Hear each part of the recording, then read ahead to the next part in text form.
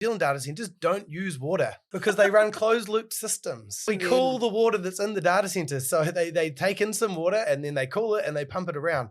In the US, they take water from a natural source and then they pump out hot water. Not good.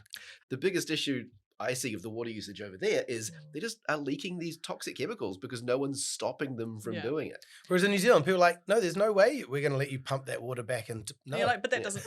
But the narrative is this taking of the water. Data centers are bad. And even like the little narratives, remember when ChatGPT first came out and everyone's like, oh, it uses all this energy, you know, it's like, okay, yep, it was true. It used a lot of energy there, but it now uses 1/10 of the amount of energy that it used at launch. But no one remembers that because it's not a headline. Hey, by the way, they've made it way more efficient. But also, that's a business opportunity, isn't Yeah. it? Like, if you want a clean data center, come to New Zealand.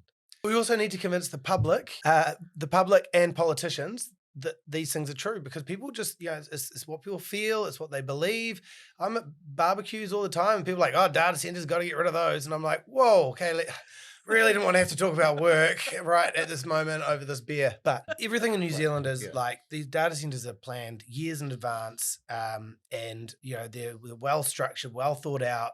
In the US, it's just an arms race, and they're just like build. They'll put them in tents just to get things up because there's so much demand. So we don't want that. We need to be well thought through in terms of what we're doing, but we should be wanting them here. It's not that we don't want them. That's a really bad narrative. Because if you don't have it, you don't have data security, you don't have data sovereignty, you know, these are bad things for our future. This is the infrastructure of the future, which we want here.